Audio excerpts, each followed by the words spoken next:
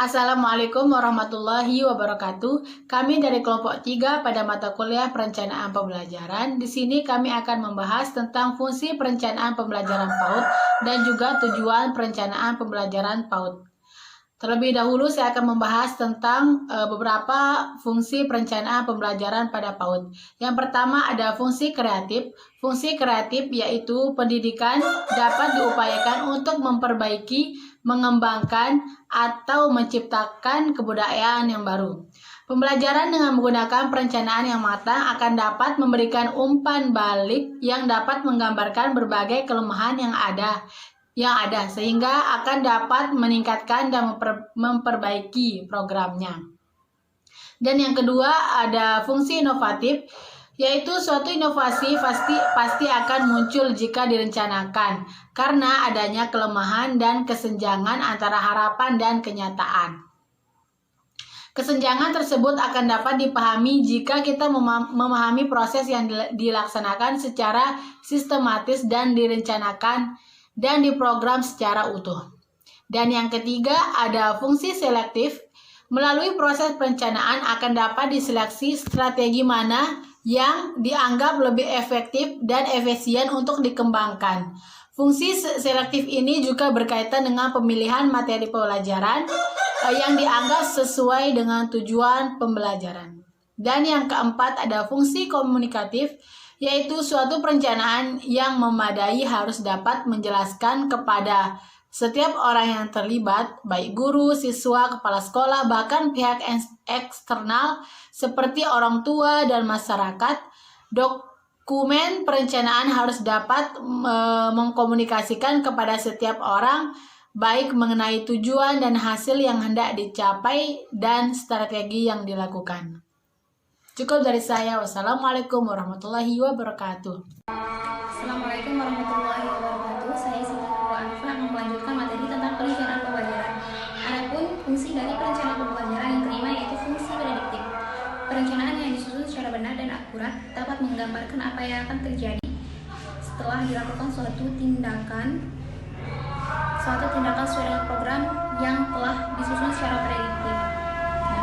Perencanaan dapat menggambarkan apa yang akan terjadi dan menggambarkan hasil yang diperoleh. Dan selanjutnya yaitu fungsi akurasi.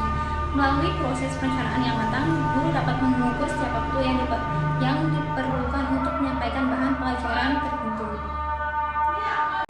Fungsi selanjutnya yaitu fungsi pencapaian tujuan. Mengajar bukan hanya memberikan materi saja, tetapi mengajar membimbing anak dan mendidik anak untuk menjadi manusia yang utuh, yang tidak hanya berkembang dalam bidang intelektualnya saja, tapi berkembang dalam sikap dan perilaku. Perencanaan yang baik, maka proses dan hasil belajar akan dapat dilakukan secara seimbang.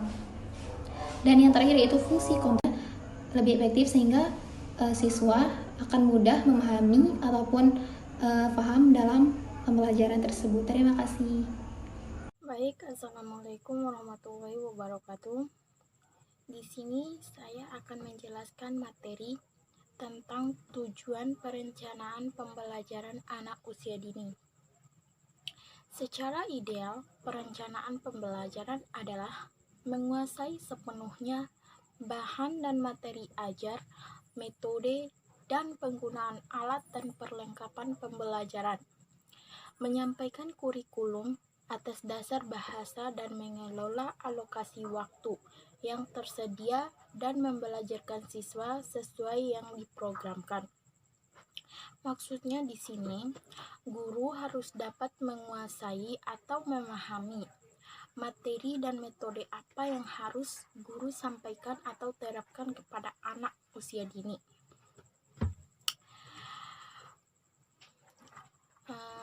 Guru juga harus menyampaikan kurikulum atas dasar bahasa dan mengelola alokasi waktu yang tersedia, dan guru harus dapat membelajarkan siswa sesuai apa yang telah diprogramkan. Maka dengan begitu, tujuan pembelajaran anak akan tercapai.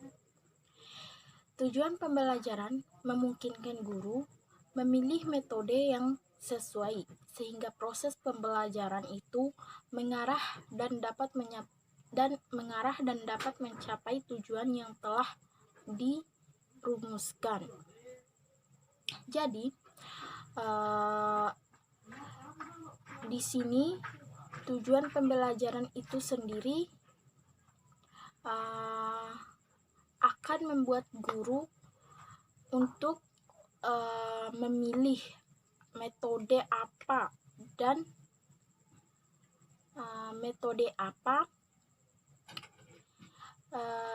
yang harus guru berikan atau lakukan kepada anak usia dini, supaya proses pembelajaran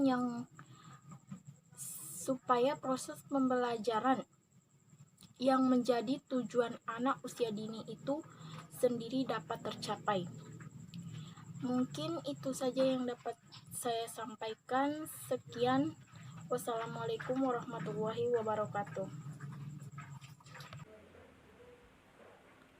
Bagi guru, setiap pemilihan metode berarti menentukan proses belajar mengajar mana yang dianggap efektif untuk mencapai tujuan yang telah dirumuskan.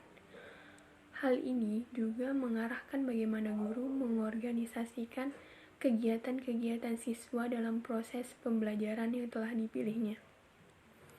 Dengan demikian, betapa pentingnya tujuan itu diperhatikan dan dirumuskan dalam setiap pembelajaran, agar pembelajaran itu benar-benar dapat mencapai tujuan sebagaimana yang telah tertuang dalam kurikulum.